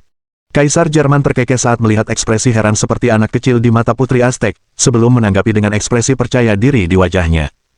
"Itu traktor. Traktor digunakan untuk membajak, menyemai benih, dan memanen ladang. Dulu kami mengandalkan tenaga hewan untuk mencapai tujuan ini, namun, seiring semakin banyaknya traktor yang memasuki industri pertanian, alat-alat tua yang ditarik kuda itu kini dikirim ke kerajaan-kerajaan lain di kekaisaran saya, atau ke koloni-koloni untuk digunakan di ladang mereka." Tlaxcatli memandangi ladang-ladang luas yang membentang ribuan hektar di seluruh lanskap Austria dan tak percaya bahwa begitu banyak makanan dihasilkan oleh kekaisaran Jerman. Ia segera menyadari mengapa ia kalah perang, dan bahwa sebenarnya Berengar cukup murah hati dengan hanya sedikit rakyatnya yang ia bunuh. Ia tak kuasa menahan diri untuk bertanya dalam benaknya sambil memandang Berengar dengan cara pandang baru.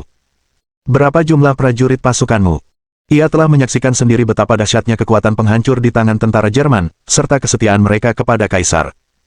Namun, kata-kata Berengar benar-benar di luar dugaannya. "Di Angkatan Darat saya memiliki sekitar 250 hingga 300 ribu prajurit. Jumlah itu belum termasuk prajurit di penjaga perbatasan, angkatan laut, dan penjaga pantai. Secara keseluruhan, angkatan bersenjata Kekaisaran Jerman saat ini berjumlah sekitar 500 ribu prajurit." Tlaxcatli merasa hampir hiperventilasi. Berengar hanya mengirim 1.000 prajuritnya ke dunia baru, belum termasuk personel angkatan laut yang mengangkut mereka. Jika ia mengirim pasukan yang lebih besar, rakyatnya pasti sudah dibantai habis-habisan. Ketika menyadari hal ini, ia hanya bisa memikirkan satu pertanyaan untuk diajukan kepadanya. "Katakan sejujurnya, apakah kamu sebenarnya seorang dewa?" Tawa memecah keheningan saat Berengar dan Honoria mengejek Tlaxcatli atas pertanyaannya. Putri Aztec itu langsung cemberut ketika mendengar pasangan kerajaan itu mengolok-oloknya. Setelah beberapa saat, Berengar akhirnya memberinya jawaban. "Tidak, aku bukan dewa. Namun, tak seorang pun di dunia ini yang mampu menandingi otoritasku, jadi bisa dibilang aku tak jauh dari dewa." Ekspresi tak percaya terpancar di wajah Putri Aztec saat mendengar ini. Apa yang disaksikannya di perjalanan kereta ini telah sepenuhnya mengubah pemahamannya tentang peradaban. Ia langsung mengerti mengapa Berengar menyebutnya, dan rakyatnya, sebagai orang-orang biadab yang kotor. Dibandingkan dengan keajaiban teknologi, kekayaan, dan kekuasaan yang dimiliki tanah air, rakyatnya praktis seperti manusia gua. Jika Jerman jauh lebih unggul daripada rakyatnya, maka negeri-negeri yang ia lewati mungkin tidak terlalu jauh tertinggal. Ia langsung bersyukur bahwa Berengar telah menuntut agar peradabannya menjadi protektorat, alih-alih sekadar menghapus mereka dari muka bumi. Akhirnya perjalanan kereta berakhir, dan ketiganya tiba di depan istana kerajaan, tempat para kekasih Berengar dengan cepat menyambutnya. Begitu mereka melihat wanita lain di sampingnya, mereka menghela napas berat. Suami mereka benar-benar tak kuasa menahan diri. Mereka hendak menjalani rutinitas seperti biasa ketika Berengar memperkenalkan wanita di sampingnya. "Ini Tlaxcatli. Dia putri dari sebuah kekaisaran di dunia baru. Ayahnya telah memintanya untuk bertindak sebagai diplomat di wilayah kita. Sebelum kau marah, aku bersumpah bahwa aku tidak pernah menyentuhnya. Teleksikli butuh beberapa saat untuk menyadarinya, tetapi semua wanita ini adalah istri Berengar, dan mereka menatapnya seolah-olah ia adalah saingan. Karena itu, ia menundukkan kepala tanda tunduk sambil meyakinkan mereka bahwa tidak ada apa-apa antara dirinya dan Berengar. Seperti yang dikatakan Kaisar, saya hanyalah seorang diplomat yang akan tinggal bersama Anda sampai Yang Mulia dapat menemukan tempat tinggal untuk saya. Tidak ada hubungan yang tidak pantas di antara kita. Ratu Honoria dapat membuktikannya. Para istri Berengar langsung melirik Honoria untuk memastikan, yang ditanggapinya dengan anggukan pelan. Setelah menyadari bahwa Teleksikli bukanlah salah satu saingan mereka, para wanita itu langsung bersikap lebih ramah kepadanya. Linde adalah yang pertama berbicara, sambil berjalan menghampiri suaminya dan menciumnya di depan gadis baru itu. Guru, sudah lama sekali aku tidak bertemu dengan guru. Guru tidak tahu betapa khawatirnya aku ketika mendengar guru hilang. Ketika Teleksikli mendengar cara Linde menyebut Berengar, dia langsung mempertanyakannya dengan berbisik kepada Honoria. Menguasai. Honoria hanya bisa menghela napas dan mengungkapkan kebenaran saat dia memberitahu Teleksikli tentang hubungan antara keduanya. Itu masalah seks. Putri Aztek langsung tersipu malu ketika mendengar ini dan mencoba mengalihkan pandangannya. Namun, meskipun Linde enggan melepaskan suaminya, ia tetap menyapa pendatang baru itu. Teleksikli, ya. Aku permaisuri Linde von Kufstein, istri Berengar von Kufstein. Jangan kira kau bisa begitu mudah menduduki jabatanku. Putri Aztek hanya menundukkan kepala menanggapi Linde dan tetap diam, yang cukup untuk meyakinkan si cantik berambut merah bahwa gadis itu setidaknya patuh. Setelah Linde menyapa Teleksikli, Adela melakukan hal yang sama. Saya permaisuri Adela von Kufstein. Senang bertemu dengan Anda. Meskipun Adela tampak ramah di permukaan, setelah pertemuannya dengan orang-orang biadab di Karibia, ia memiliki rasa jijik yang mendalam terhadap penduduk asli dunia baru, dan tidak dapat mempercayai Putri Aztek. Teleksikli tetap membungkuk dan diam. Begitulah, sampai Henrietta menghampirinya. Saya Putri Henrietta von Kufstein, adik perempuan Berengar. Jarang sekali saya bisa bertemu putri-putri dari kerajaan lain. Mungkin kita bisa bicara nanti, mungkin sambil minum kopi dan makan Pfeffernusse. Namun, setelah mengatakan itu, Henrietta berlari menghampiri Berengar dan mencium bibirnya dengan penuh gairah, lalu memeluknya erat-erat. Tindakan ini langsung mengejutkan Berengar dan ia pun bertanya tentang hubungan mereka. Honoria, bukankah mereka saudara kandung? Sang putri Bizantium hanya bisa mendesak kalah dan menggelengkan kepalanya. Ini rumit. Aku akan menjelaskannya nanti. Kekasih Berengar terakhir yang memperkenalkan diri adalah Yasmin, yang dengan cermat mengamati Putri Aztek. Setelah menganalisis secara menyeluruh, ia menyapa wanita itu. Jadi, kau putri dari dunia baru, iya. Aku ingin sekali mendengar cerita-cerita yang bisa kau ceritakan tentang tanah airmu. Teleksikli menanggapinya dengan membungkuk dan jawaban sederhana. Dengan senang hati saya. Setelah para wanita saling memperkenalkan diri, Berengar mengajak mereka masuk ke istana untuk menikmati hidangan lezat. Sudah lama ia tidak bertahan hidup hanya dengan ransum, dan ia sangat ingin mencicipi masakan istrinya. Mohon dukungan dari omom ante-ante sekalian, buat subscribe atau sharekan novel Mimin ke Facebook kalian, agar channel Mimin bisa terus berkembang. Dengan begitu, Mimin bisa lebih semangat untuk up novel seru lain ke depannya. Buat teman-teman yang sudah subscribe dan sharekan novel Mimin, Mimin ucapkan terima kasih sebanyak-banyaknya. Sekiranya teman-teman menghadapi masalah video diputar dalam bahasa Inggris, coba tukar kepada bahasa Indonesia original melalui cara ini. Semasa mendengarkan, pencet tombol setting di atas kanan video, pilih audio track dan tukar bahasa.